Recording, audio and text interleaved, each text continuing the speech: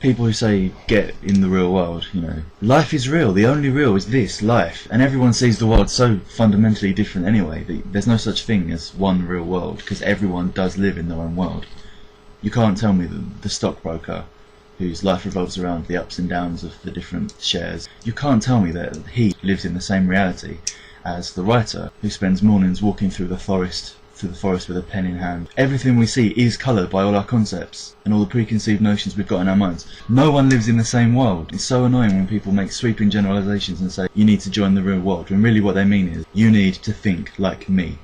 And most of the people that say this, you look at them, they're not happy. So I really don't think I should follow their example. I really don't think anyone should. They should work to educate and empower themselves, look for information and find information, and work on self-development. I really don't think people work on actual self-development a lot. Not what will get them a job or get them friends or fame. What captures you, what you want to learn more about, that is your path, and you expand your horizons, your consciousness. Like right now, I can't possibly say what possibilities there are for me in a few years down the line, because I am constantly expanding my own horizons, and I'm able to see further along the path, and I'm able to see how the path splits off into different paths.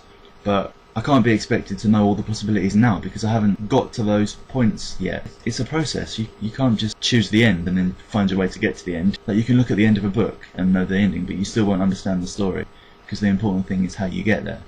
And the ending doesn't exist until you've made the journey. You change. I want to be flexible. People don't spend enough time actually thinking about what they need to be happy, and also what they think's wrong with the world. You go through this phase where you rebel against everything, I suppose, but you kind of break out of it at some point, and then you decide that your breaking out of it is kind of a coming of age, and then you're in the real world. You left all those fanciful notions of making the world better behind because you grew up, you became realistic, you bought a car, or you got married, you had kids, you got a job working as a mechanic, which you hate, and it makes you tired, so you don't have time to be with your kids. So you leave your kids with a childminder, and that child's being raised by someone they know doesn't love them, and you're not passing on your norms and values, you're allowing some random person to pass on the norms and values that they have, or to not pass on any at all and just leave them watching Bear in the Big Blue House all day. And then you wonder why your children are so disillusioned with society and always commit so much crime and everything. I don't think that the issue is that we're too big and the idea of small communities has died. I mean, that is dying, but that's just because the world's becoming smaller and you can't stop that. I don't want to stop that. I think it's a great thing. We're more global now. Global. A big community can still have connections. It can have more connections because it's so interconnected. Like every day the internet is more and more interconnected, and that's what makes it so amazing.